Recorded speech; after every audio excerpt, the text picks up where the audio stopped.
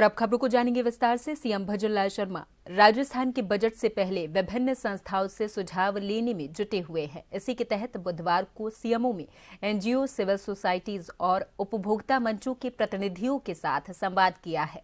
इस दौरान उन्होंने सभी प्रतिनिधियों के विचारों को सुना है और प्रस्तावित बजट के संदर्भ में जन कल्याणकारी योजनाओं, आर्थिक विकास की रूपरेखा और सामाजिक सुरक्षा कार्यक्रमों पर चर्चा की है।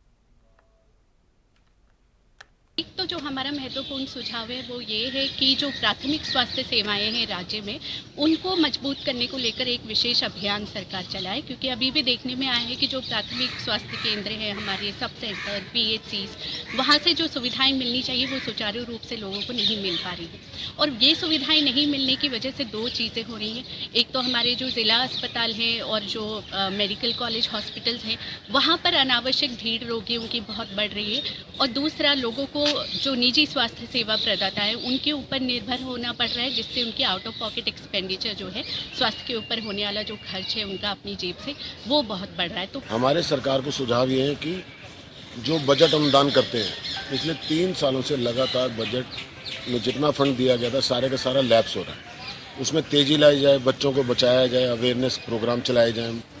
युवा पीढ़ी को नशे से बचाना बहुत ज़रूरी है। यदि उनको नहीं बचाया गया तो सब बेकार है। हमारा यही है कि युवा पीढ़ी को बचाने के लिए अवेयरनेस प्रोग्राम और ज़्यादा तेज़ी से चलाए जाए। बहुत सारी अच्छी चीज़ें हुई हैं, लेकिन सबसे पहली चीज़ जो अभी देखने में आ रही है और बहुत ही ज्वलंत मुद्दा है वो है ऑनलाइन सेफ्टी को लेकर। जिस तरीके के साइबर क्राइम्स बढ़ रहे हैं, तो हमारा सुझाव यही है कि बच्चों की सुरक्षा भी इसमें उसको प्राथमिकता दी जाए, और टीचर्स के लिए कोई एक मैंडेटरी ऐसा अवेयरनेस प्रोग्राम हो जिसमें इसके बारे में टीचर्स को जागरूक किया जाए और टीचर्स की क्षमतावर्धन हो कि कैसे वो बच्चों को इस तरीके की क्राइम से बचा सके, उनको अवेयर कर सके, मोटिवेट कर सके और एक सही मार्गदर्शन दे सकें।